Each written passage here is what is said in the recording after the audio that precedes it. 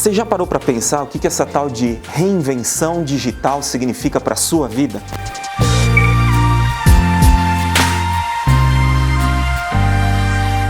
E aí galera, bem-vindos de volta ao quadro Reinvenção Digital em Ação, e hoje nós vamos falar de blockchain, que é um assunto cabuloso, e para variar, eu trouxe um ninja do Paranauê aqui, que é o Maurício Magaldi, que é meu truta, e decidiu e aceitou falar sobre blockchain com a gente.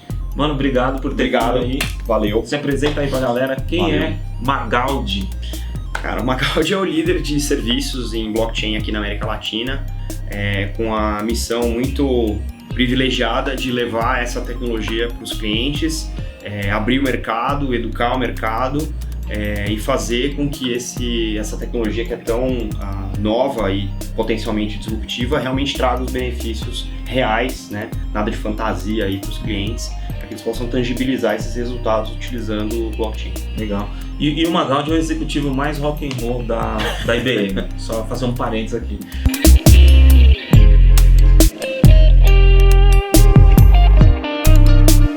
Mas então vamos começar. Na nossa série, tem muita gente que acompanha a série que não é especialista em tecnologia. Legal. Então, se a gente fosse explicar para geral o que é o blockchain, o que é blockchain, cara? Explica para nós. O blockchain é uma tecnologia de banco de dados com uma série de características interessantes. Então eu vou tentar abstrair um pouco da tecnologia e explicar como eu expliquei para os meus filhos. Pro meu filho, tá? Você tá na escola e um amigo teu de vários anos te pede um jogo do Xbox emprestado. Você empresta? Não, empresto. Eu conheço, eu empresto. Não, legal. Agora vem um colega novo, entrou esse ano e pede pra você o jogo do Xbox. Ele viu que você tem Xbox, ele quer emprestar o seu jogo do Xbox. Você empresta pra ele? A resposta do meu filho talvez não. Legal. O blockchain é o que te garante que se você emprestar o seu jogo para um amigo novo, ele vai te devolver aquele jogo. Então, o blockchain ele coloca confiança onde não necessariamente haveria confiança. Então, esse é a grande sacada do blockchain é que você passa a confiar no processo ao invés de confiar no participante ou na outra contraparte. Então, esse é o talento do blockchain.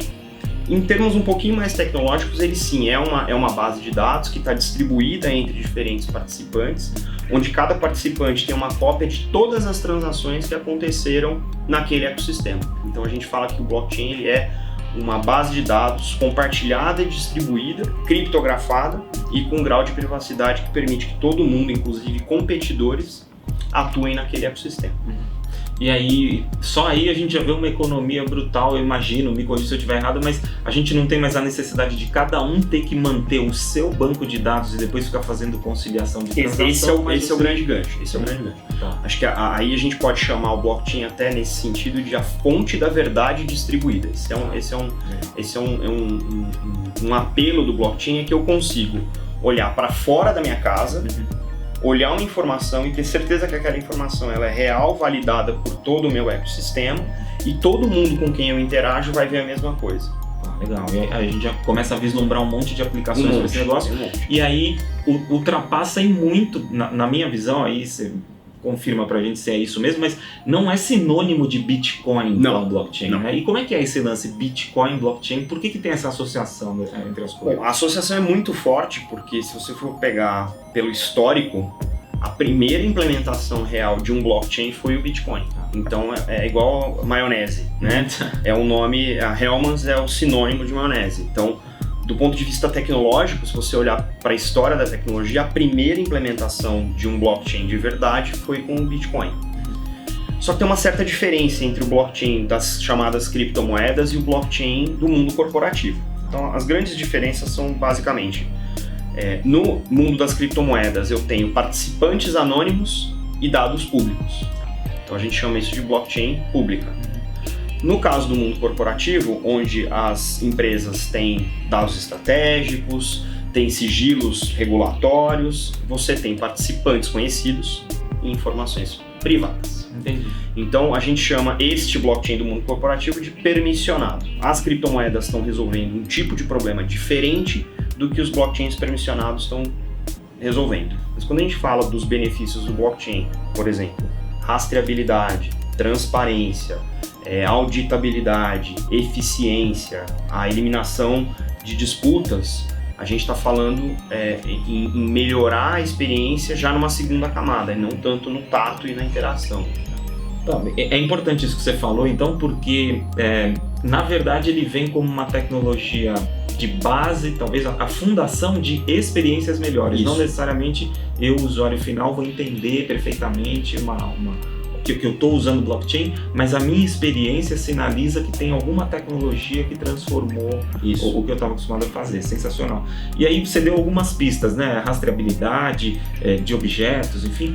E a gente pode usar isso, por exemplo, com comida, porque alimento acho que é um caso em que a gente deveria, sei lá, acompanhar. Não sei.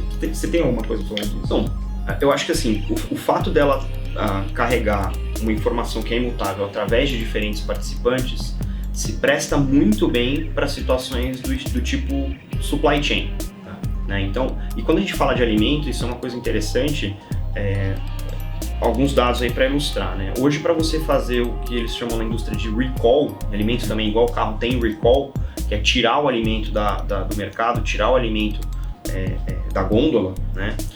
O que acontece hoje, com as informações que existem disponíveis nesse ecossistema e são as mais variadas possíveis, as mais dispersas possíveis, você vai levar pelo menos 6 a 7 dias para tirar um alimento estragado ou contaminado do mercado. Baita risco. É um baita risco, e isso pode levar a uma contaminação estendida de uma população se você não sabe para onde esse produto foi.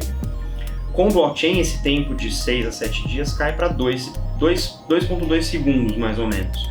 Ou seja, a partir do momento em que eu tenho a cadeia toda mapeada e rastreada utilizando o blockchain, eu posso perguntar onde está a embalagem de brócolis X produzido na data tal, e ele me mostra que saiu da fazenda XPTO, navegou, né, foi transportado por alguém nessa temperatura, foi armazenado neste centro de distribuição e está na loja tal, ou já saiu da loja tal. E isso eu consigo puxar esse fio da meada utilizando uma solução baseada em blockchain. A gente olha para o blockchain como uma fundação para um mundo onde as relações de negócio vão ser mais transparentes. Legal. O que mais que você vê assim, de aplicação para o blockchain? Que cases que você já participou? Você tem ideia de que existam? O que você tem para trazer para a gente? Assim, cases curiosos? Como a gente usa essa parada? Então, como eu falei, essa questão do supply chain ela é super óbvia, porque o supply chain é uma cadeia de vários participantes onde as informações vão pulando de um para o outro. E da maneira como as coisas são construídas hoje, essa informação pulando de um para o outro gera um negócio muito comum nas empresas, que é a necessidade de reconciliação. E se a reconciliação, exatamente, se a reconciliação acontece dentro de uma mesma empresa, a gente ainda chama de reconciliação. Quando ela acontece entre duas ou mais empresas, a gente chama de disputa. Né? E muito da eficiência financeira das empresas está vinculada às reservas que eu tenho que fazer se eu perder uma disputa. Né? Então, por exemplo, quando a gente tem a movimentação de um container, exportação, mercado internacional, né? International Trade, e esse container ele para num porto para ser embarcado e a documentação dele não está de acordo ou não está disponível, ele não sobe para o navio enquanto ele não tiver determinadas assinaturas em papel. Isso gera uma disputa entre quem quer exportar e a transportadora marítima. Né? Imagina isso para todos os containers ao redor do mundo. E tem uma coisa interessante nesse mercado, que se você acha que estacionamento de shopping é caro, imagine estacionar além do horário um navio no porto. Sim. Então todos esses atrasos geram uma série de ineficiências no mercado internacional que agora a gente consegue resolver com blockchain. Então hoje, a partir do momento em que eu lacro um container, o cara que está importando o container, hoje ele não vê, com blockchain ele passa a ter visibilidade. Opa, meu container está lacrado. Se o container está lacrado, a empresa de transporte terrestre que vai buscar o container já sabe que o caminhão pode estar na rua para buscar aquele container. Se o caminhão já sabe, o navio já sabe que container que vai chegar a tempo. E como a documentação está digitizada dentro do blockchain, as aprovações para você colocar esse container da terra para dentro do navio já estão dadas. E se não estão dadas, estão visíveis para ser atualizadas. Então imagina isso na cadeia de ida e na cadeia de volta. Se eu estou importando, eu quero desembaraçar rapidamente o container. Como é que eu faço isso? Então, com o blockchain permeando essa cadeia, ou seja, ele tá invisível, como a gente falou, ele é a infraestrutura por baixo, mas ele vai dando esses eventos, e esses eventos vão sendo alimentados entre os participantes e o blockchain e vão sendo visíveis para esse ecossistema. Então todo mundo fica mais eficiente. Então, e aí automaticamente a gente já começa a pensar qual que é o futuro então desses intermediários, porque um processo de exportação que nem você citou, ele tem uma série de intermediários, de intermediários, os despachantes aduaneiros, aí tem aquela burocracia toda do desembaraço, taxas mais variáveis, não sei o quê. Aí nota fiscal que vai junto com a mercadoria, vai para entrar, para sair. Como é que fica isso? Um dos grandes atributos do blockchain, e isso foi laudado logo no começo com o Bitcoin, e a gente continua vendo isso, é a tal da desintermediação. Obviamente que a gente, trabalhando com empresas do mundo regulado, a gente entende alguns papéis e responsabilidades nos ecossistemas. Mas o que é mais interessante é que quando você olha para a desintermediação usando o blockchain, aqueles participantes que agregam valor no processo, no ecossistema, esses não vão ser desintermediários. Podem até ser intermediários, mas eles não vão desaparecer. Talvez eles ganhem até mais relevância no mundo baseado em blockchain. Agora, agentes desse meio que estão ali apenas para se beneficiar da ineficiência do ecossistema, a partir do momento em que esse ecossistema passa a operar com um novo patamar de eficiência, e aquele agente ele é simplesmente um roteador de informações ou um cara que ocupa um espaço onde ele não necessariamente está trazendo valor ou melhorando a experiência naquele processo, esse cara tende a sumir. Então, é interessante pensar que a desintermediação ela não vai acontecer como os puristas do Bitcoin achavam no começo, de que os bancos vão desaparecer. Até por isso os bancos se moveram, né, foram os first movers para usar o blockchain no mundo regulado. Mas a gente está vendo espaços de mercado onde, se você tem um papel e que você se beneficia da ineficiência do status quo, quando esse status quo for substituído por um novo patamar de eficiência, a chance de que esse papel desapareça.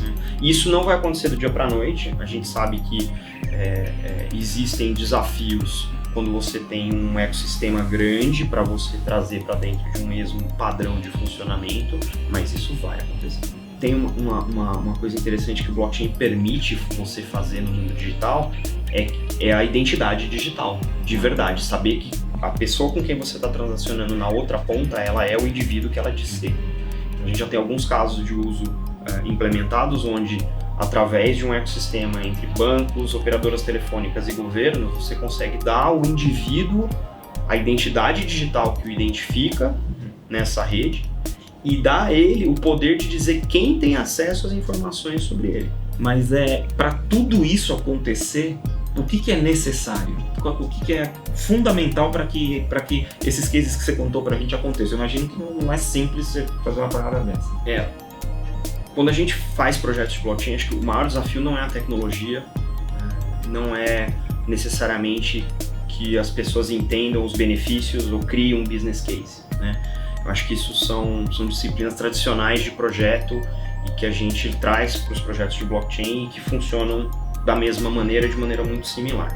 O grande desafio do blockchain é que, como o blockchain é um projeto que você faz da porta para fora e você faz com um ecossistema, a governança deste projeto e depois da rede operando é o fator diferenciador. Então é importante que, ao começar um projeto de blockchain, você tenha os parceiros com quem você vai atuar, e quem quer que vá tocar esse projeto precisa entender da tecnologia, da indústria, porque as indústrias têm seus diferentes sabores e diferentes nuances, mas também dos participantes. Então é importante ter alguém que consiga amalgamar esses fatores para que não só a solução seja campeã, mas a experiência ao fazer o projeto e colocar esse projeto para rodar e colocar a solução para rodar, essa experiência também seja uma experiência agregadora, né? Então, não adianta nada você ter um blockchain que resolve uma série de problemas num ecossistema determinado,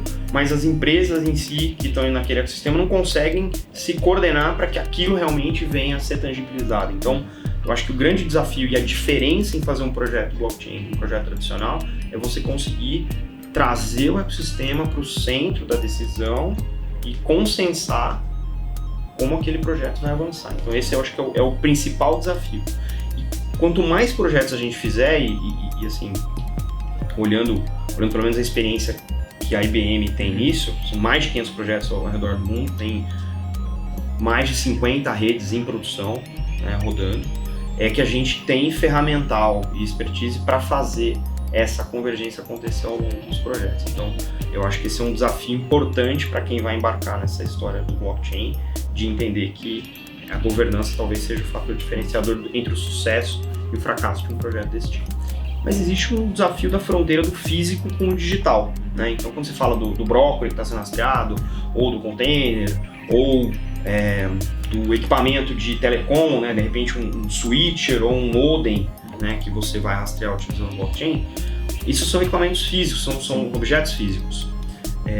A gente já está trabalhando numa tecnologia chamada Crypto Anchor, que é um nanochip que você pode simplesmente colocar nos produtos e nas embalagens, então é o tamanho de um grão de sal grosso, e que ele autentica unicamente contra o blockchain. Então aí a gente vai conseguir romper essa fronteira do físico com o digital, e aí a gente provavelmente vai ter uma adoção muito mais massiva da tecnologia nesses cenários de supply chain, que eu acho que é o primeiro grande benefício vão ser nas indústrias que têm um ecossistema grande de cadeia de suprimento. Então essa é uma outra fronteira que eu acho que em breve, combinando essas duas coisas, a gente vai ter uma arrebentação aí de uso do blockchain. Mano, obrigado pelo papo. Valeu, galera, por terem acompanhado. Só quero que você deixe suas redes sociais aí, que você fale o nome da sua banda também. O Magaldi é batera, então, né? Bom, Instagram Maurício Magaldi, LinkedIn Magaldi, e minha banda chama Versover, e aí a gente se vê na estrada. Isso aí, mas é batera com baquetas, né? Não é com criptotransações, né? Baquetas. Valeu, galera. Que tal? Até o próximo episódio. Obrigado. Obrigado. Valeu.